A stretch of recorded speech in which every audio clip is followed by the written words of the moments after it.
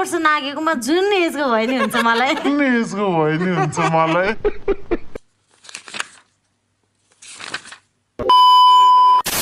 हाम्रो बीचमा को हुनुहुन्छ लोकप्रिय गायिका ज्योति मगर। अभी मजा आएगा ना भिडो। ज्योति चाहिँ पछिल्लो समय युवाहरूसँग होइन बुढाहरूसँग पछि लाग्न थाल्नु पर्यो। वास्तविकता के हो जनता जान्न चाहन्छ। के भयो त बुढाको मन हुँदैन र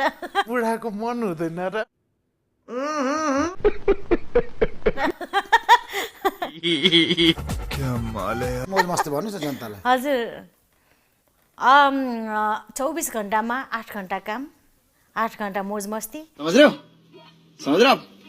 हो ना?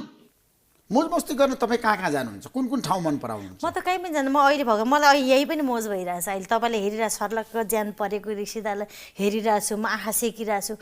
म यहीँ पनि म मोजै गरिरहेको छु। तपाईँलाई लाग्छ इन्टरभ्यू गरिरहेको भनेर म त तपाईँलाई हेरेर मोज गर्न आउँछु यहाँ। पहिला तपाईँ अर्काको बुढा खोजेर हिँड्नुहुन्थ्यो, मलाई चाहिन्छ अर्काकै बुढा भन्नुहुन्थ्यो। बात तो सही है। खोजे के दाइ मैले अर्काको तपाईँले भन्नुभएको थियो त मलाई त परिपक्व मान्छे चाहिन्छ, बिहा गरेको भए पनि हुन्छ भन्नुभएको थियो। एक्सपिरियन्स वाला त छोड्नु त पर्यो नि। हजुरको पनि डिभोर्स भयो नि म हजुरलाई मन पराउँछु। तर डिभोर्स गर्नु पर्यो क्या दाइ, भएन यो एउटै बुढीसँग कति बसिरहने। By by tata good by.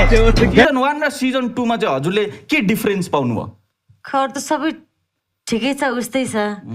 अलिकति डिफरेन्स भनेको चाहिँ भाइको अहिले लामो भएछ कि कपाल डिप्रेसन कपाल भन्नु मतलब हजुरलाई कपाल मन पर्छ?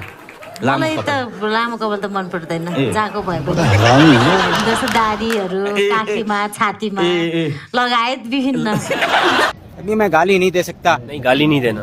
फैमिली देखती है, वरना मैं ऐसे गाली दूं, ऐसे गाली दूं ना जिंदगी भर याद रखें ये बड़े। सबैलाई ब्रह्माण्डले थाहा छ हजुरको ठुलो ठुलो सपनाहरू छ भनेर। त्यो सपना पुरा गर्नलाई चाहिँ हजुरले के सोच्नु भएको छ? खास मेरो सपना मात्र होइन, मेरो धेरै कुरा ठुलो छ होइन।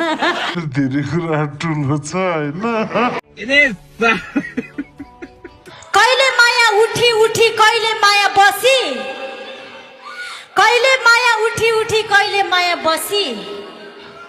यो ज्योतिलाई त बोका चाहिन्छ, चाहिँदैन यस्तो अपरेसन गरेको खसी। इसको मेरे को